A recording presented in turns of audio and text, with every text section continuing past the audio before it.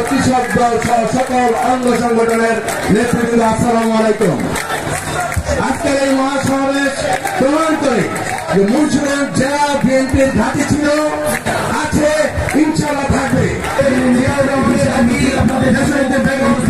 ঘাঁটি এই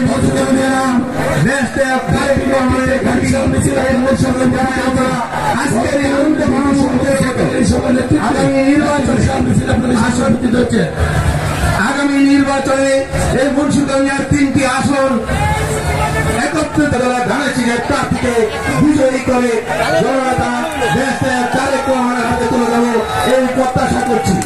সেই সাথে সাথে আমি একটি কথা বলতে চাই, আজকে দেশি বিদেশি ষড়যন্ত্র চলছে নির্বাচনকে প্রলম্বিত করার জন্য।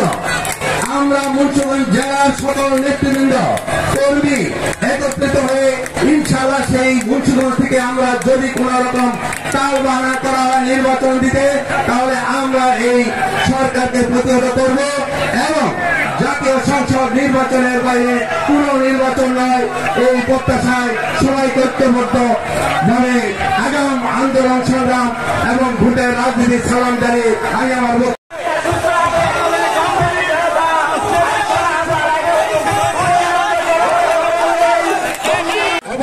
বাংলাদেশ জাতীয়তাবাদী দলের কেন্দ্রীয় পর্যায়ের সহ বিভিন্ন অঙ্গ সংগঠনের নেতৃবৃন্দ, আসসালামু আলাইকুম।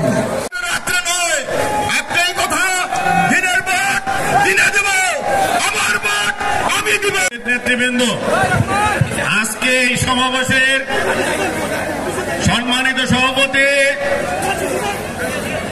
মুন্সিগঞ্জের কৃতি সন্তান দাতা হাতেম তাই, বারবার এমপি